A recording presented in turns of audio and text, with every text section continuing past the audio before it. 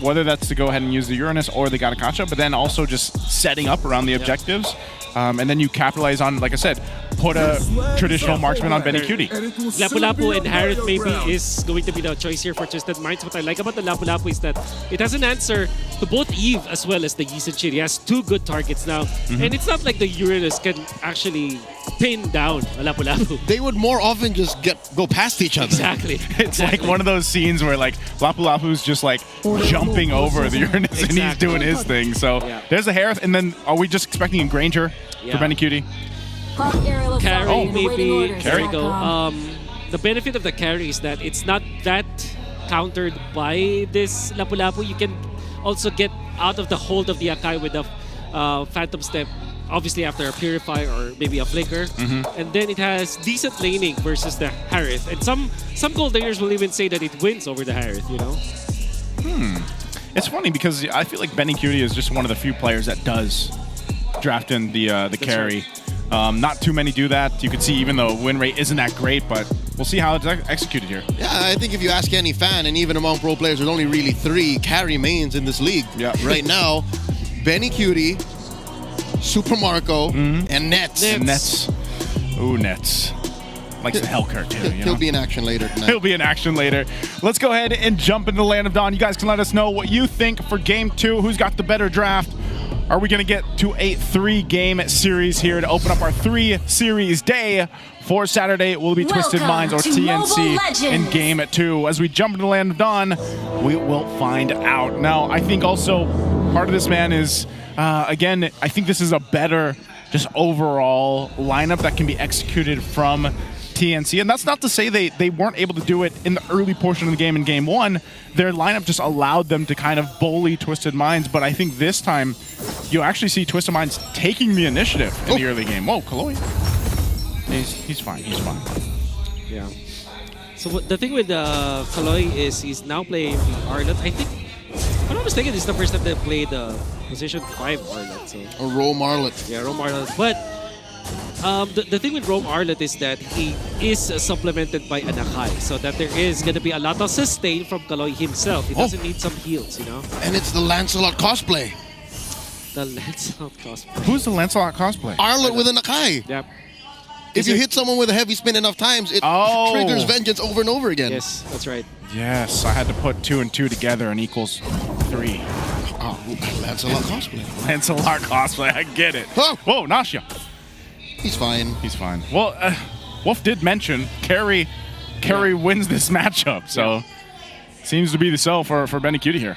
Actually, if you time it perfectly. And so far, I think he's going to be able to deny just 1 minion. This is the one thing that I also see from some of the gold laners out there. They're willing to give up 1 minion just to not lose your entire life or maybe a card, you know? So Nosha just recalled out so that he's going to be a card for himself. Okay, so just a little bit of a standoff here in the mid lane. Will be up shortly. Force the flicker out of 3-mar. Yeah, that's surprising. Burned that early, but Turtle's up right now. Twis is going to be the one to start it up. Rest of the team for TNC is rotating, and 3-mar will give the information. So this will be on a 4-on-4 here. Big ticket ult scored here. Real room ablation, the answer by Lancey. Lansu jumps in with the bravest fighter. Shinsui gets it. Heavy spin on the retreat. Twisted Minds happy what they got. Kaloi barely walks away. Wow, what a great disengage coming out from Twisted Minds. And once again, Shinsui is able to secure that. He will lose some of his green camps. And how about that 3-mar already helping Zyda, just warming up that Crammer. And there is Zyda. He wasn't able to get it. Had the retribution, but Shinsui secures it. Sensui's doing okay too. I mean, even if Zyda takes a little bit, you know, Shinsui is this time around matching at least the pace against the YSS, so he's going to be relatively fine. I think part of that too is just he's a little bit more protected in a way, especially once Kaloi does hit this level 4 and has that final slash. You might go ahead and see them try to be a little more proactive on this. 3-mar's been doing this too. Like, he's just kind of giving information over to TNC, and now that the level 4s come online, this is where we start to see if TNC can even start things up. But really, I don't think they are the lineup that's going to do that. You know, I almost feel like they're essentially just going to be waiting to see if Twisted Minds chooses those fights for them. Because compared to game number 1, they're also waiting for massive power spikes. They're waiting for Zyda, they're waiting for Benny Cutie. In game 1, Benny Cutie was just always ready to fight. Power that Esmeralda. By the way, Benny versus Nosha is a dead even fight up top. Nobody's leading. They're just exchanging these crabs. But because of the fact that Harriet is able to secure some crabs and the turtle with his team, yep, Benny Cutie is just the same amount of gold as Nosha. So I'm actually surprised at just how much time 3mar spends around the map. Like, you know, does Uranus just allow you to do this, and he just makes a trip back to the XP lane to grab the XP? Yeah, because there's no, it's, you know, it's not worth it to stay in front of the Lapu-Lapu because it's not like you're gonna do anything. Again, they were gonna overshoot. Yeah. Well, this turtle's up. You'll see this time around, I think this might potentially be a full-on fight as both gold laners are up here too, so it'll be held off for now. Just some of the first items coming into place. It's only really Zyda that has that Hunter Strike, and then the Corrosive Scythe for Benny Cutie. So they start this one up. Second turtle here for Twisted Minds. Slight pull over TNC side. In comes Lancer with the bravest fighter. Real manipulation, the answer by Lancy swiping away from behind this brush. 3mar cannot stop Sensui. Secures it, the heavy spin, pushing him back. AOG keeps Lansu down. And that's Twisted Minds losing one. Kaloi might be up next. Look at the damage coming in early on from from TNC. And Twisted Minds backing off. Down goes Sean. And they're on the purple here. Chaknu helping with the steal. Nosha coming in with a punish. There's a swipe, a dash.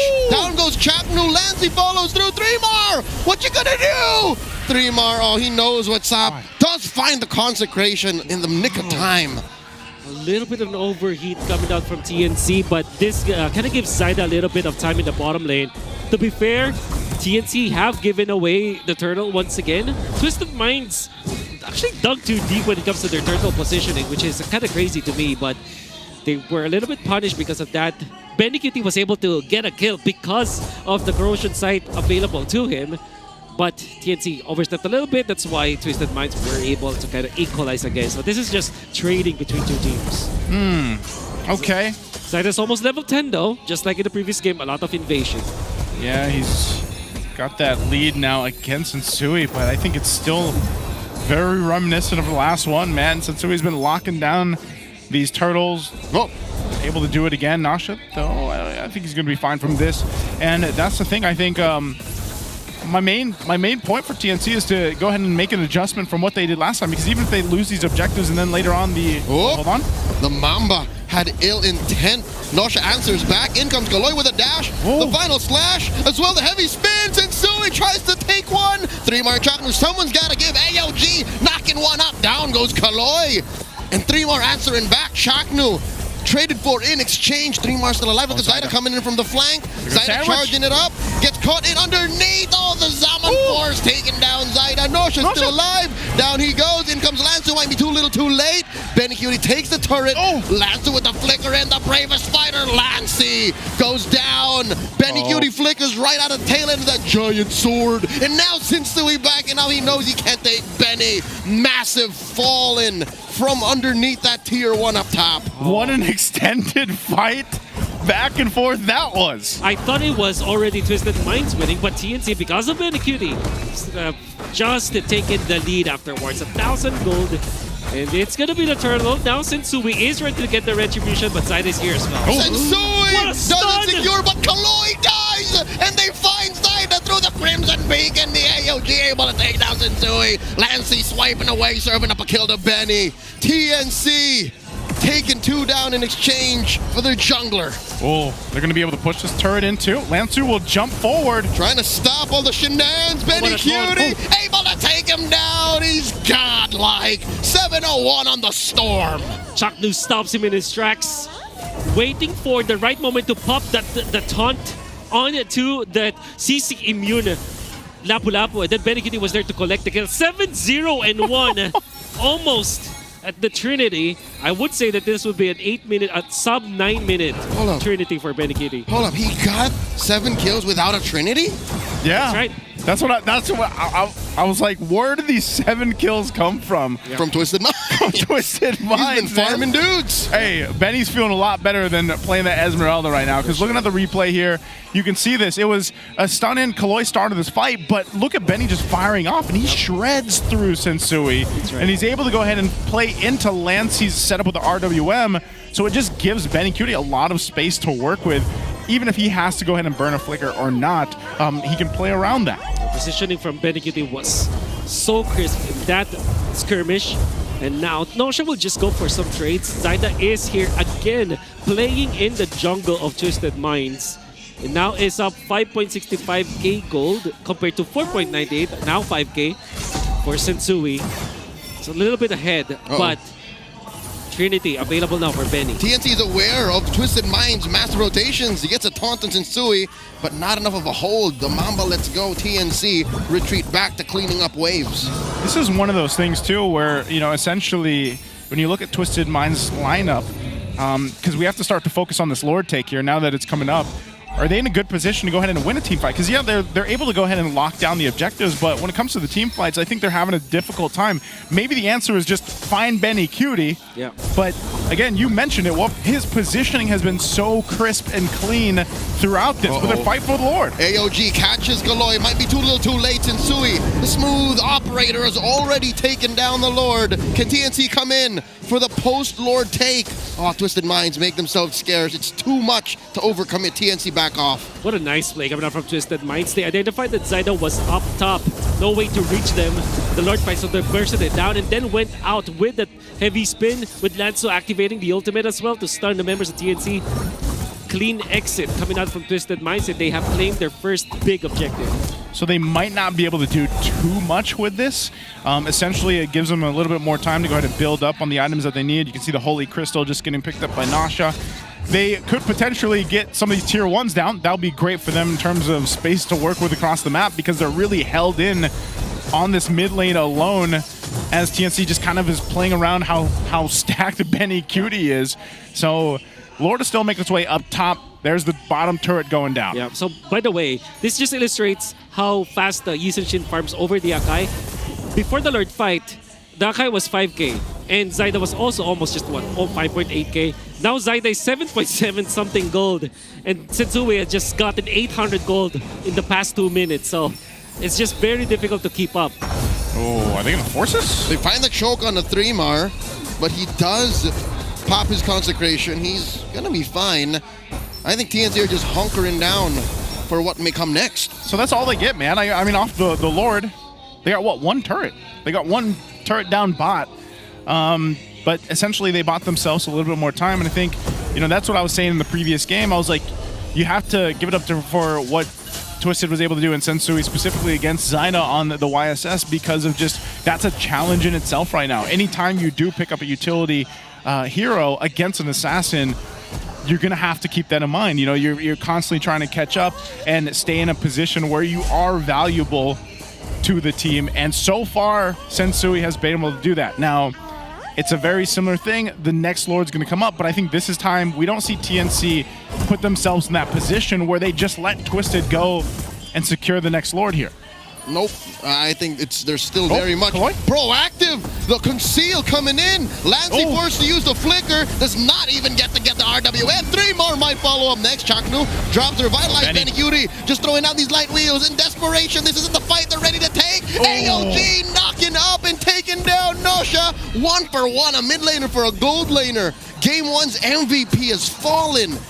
I think TNC's happy with a surprise exchange. 100% now. Kaloy on a good jump, but will not be able to stop this. Oh no, Lansu trying to stand up in the front of TNC's members. But oh no, these light wheels are too damn much! 3 more TZ! And barely able to survive. Double kill for Benny. Who's gonna stop Benedict Gonzalez? No one, because right now they'll get the Lord off of it, and I can't believe 3-mar didn't die to that turret. What a bad decision from Twisted Minds. After losing Nausea, the Lord was spawning. They could have just given up their turret in the mid lane. Kaloy sacrificed himself, but he actually took 2 heroes with him, especially Lansu now being available in that Lord fight. There's no chance for Twisted Minds to recover. They could have just been happy of 1-for-1 trade-off and then position themselves around the Lord, give up that mid lane turret. But now they're gonna lose more because of that gambit from Kaloy. So what was it? Did it look like they weren't sure of how much of an engagement they can take? Because as soon as that trade happened, they could have backed off. Or was it that TNC just pressured them? Again, the taunts from Chaknu. Yeah, there was a lot of pressure in there for sure, but even then, Twisted Minds could just be taking that trade. Just give up the mid lane turret because you're gonna even lose more, and that's exactly what happened.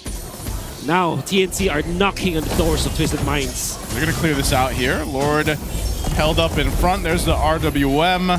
Oh, TNC might be able to get some more though, but Benny Cutie waiting very patiently. God. Lancey, he's devious, he's sinister. You see what he was doing? He was swiping into the very back of the real world manipulation, stinging at Sean. Sean was like, hey, yo, I'm just trying to get stacks on you. Ow. Unfortunately, in this scenario, Twisted Minds might not have enough scaling going up against TNC because TNC, they have scaling HPs and they also have scaling damage. We'll see though. Let's see play. Oh, they got the Zaman Force out already. Kaloy, they're gonna go for this. Kaloy tried to pull it again. AOG knocking up two, just barely missing the other. And now Sensui caught up. There's the real manipulation, the tail end of that Mountain Shocker. Sensui with a spin trap and three more. A pick off for Twisted. Man. What a beautiful bait and punish from Twisted Minds. You thought that there is going to be a good jump up from TNC. To be fair, Chakno actually targeted the right terrain to jump, but Nosha was able to pop the Purify just in time, and then three more just three more things. It's just to, he saw red. He saw red. Truth be told, I think it was a perfect engagement. It was X marks the spot for Chakno. Like a ghost ship from out of nowhere. He was in the Bermuda Triangle, like, oh my god! And then I guess the follow-up just wasn't there. Yeah, it was unfortunate, but I guess if you look at it, they did get the Purify down. Lord is going to be up in about 30, so it should be back available for that. And ultimately, TNC haven't given any grounds to Twisted like for a while now. Yeah. And that's great for them. But if Twisted continues to stall out this game and buy more time, are they actually going to be okay? I think the biggest thing is still that they haven't solved this entire game is getting to Benny Cutie, man. That's like, how do you get to Benny Cutie? He's 10-0-1 right now. What, 5 blade armors maybe? Everybody buy blade armor. Just don't let this Benny Cutie guy hit, I don't think everyone can afford to do that. Oh, are they gonna just go for this Lord? Oh, Burst Lord, that could be a good way to do it. Oh no, this is a little risky. Lord approaching half health. Chaknu looking for someone to engage onto soft reset here. Hard. But the opposite lane, the long lane, it's actually favoring TNC right now.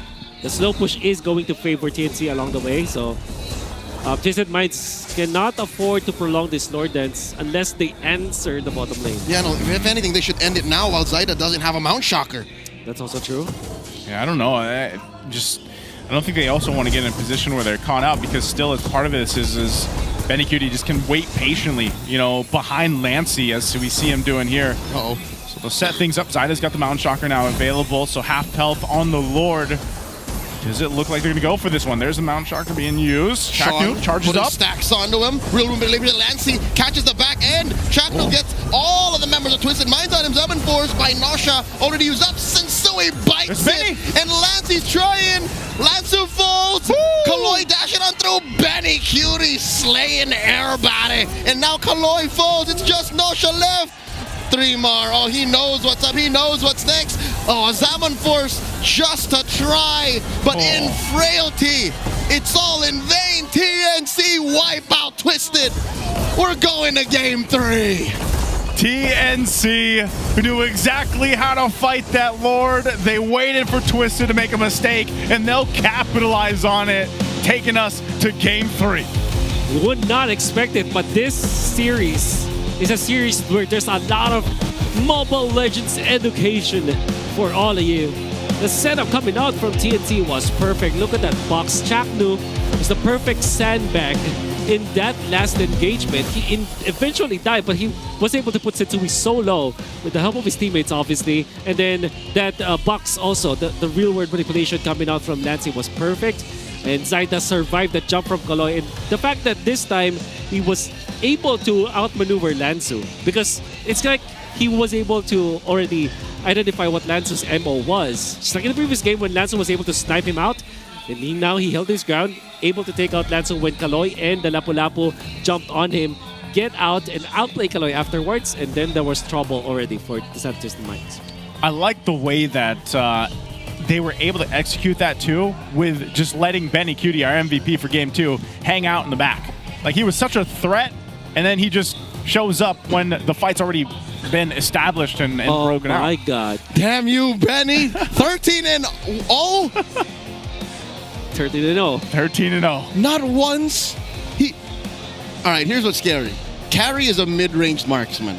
Okay.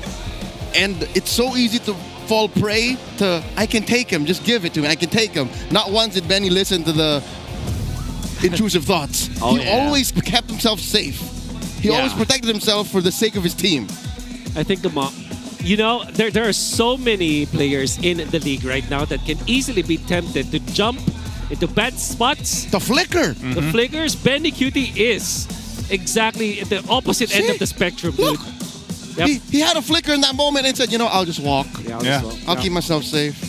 Even here, I mean, just look at his positioning for a lot of these fights. Yeah. You know, and this is where, at that point, he was 2-0. He gets a double off of that. He immediately phantom steps out to get out of Sean's influence. And then, since Sui is extremely kited, went in for Kaloy. Did not get tempted to jump onto Nausea.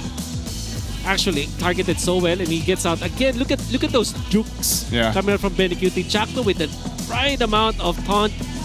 They punish Lansu in this game, and then Benny Cutie again. Look at a beautiful pixel perfect positioning from the storm. You know what makes this more impressive? We're seeing this from the spectator's view. As a player, Benny Cutie sees exponentially so much less. Yet he plays as if he sees what we're seeing. Yeah. It's also just great work, as I think Chaknu provides a ton of space for Benny Cutie to work, and it showcased here. You can see, of course, big smiles in there. He's probably like, man, what a game, you know, 13-0-1. And again, one of the professional specialists as the carry here. One of the few that can do what he just did on this hero. I agree. I think when we talk about Benny, it's always like the typhoon, right? And when you imagine a typhoon,